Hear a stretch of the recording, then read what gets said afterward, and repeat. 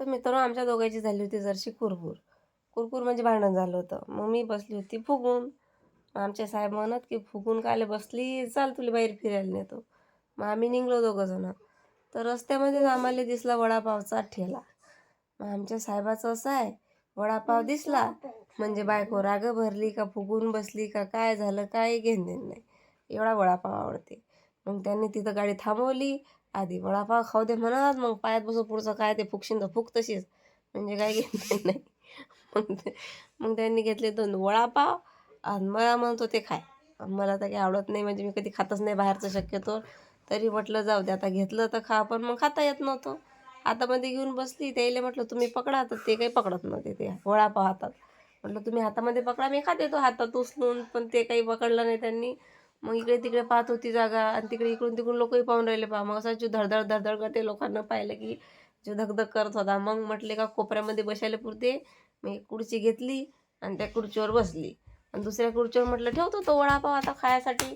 तर त्या खुर्चीवर वडापाव ठेवायच्या पहिलेच आमचे साहेब त्याच खुर्चीवर जाऊन बसले. म्हणजे ते वडापाव ठेवायचं कामच नाही. मग बसली हातामध्येच घेऊन इकडे-तिकडे झांबल्यासारखी पायात. तर लोक त्यानं काय केलंही खाणं सुरू.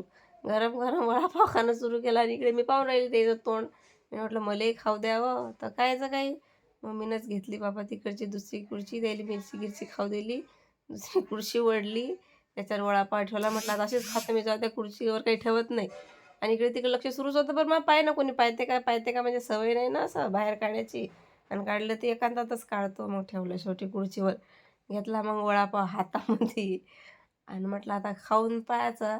तर तुम्हाला म्हटलं खा पहिले, खाता काय नाही? मग केला मोठा आणि खाऊन पाहिलं तर त्याच्यामध्ये गोड काहीतरी होते. ते गोड काही मला आवडत नाही, तिखट आवडते. मग तिखट होतं तर अजून एक घास घेतला. म्हटलं मिरची घ्या त्याच्यासोबत खायला थोडीशी. तर अजून एक घास घेतला. मग मिरची दिसली. आता मिरची खायची इच्छा झाली होती. आता केवढीशी खाते पहा मी, थोडीशी. कारण की कसं आहे, जास्त तिखट लागलं तर म्हटलं पाणी काही मी बाहेरचं पित नाही. अगोदरच सर्दी झालेली आहे आणि खूप छान होता वडापाव.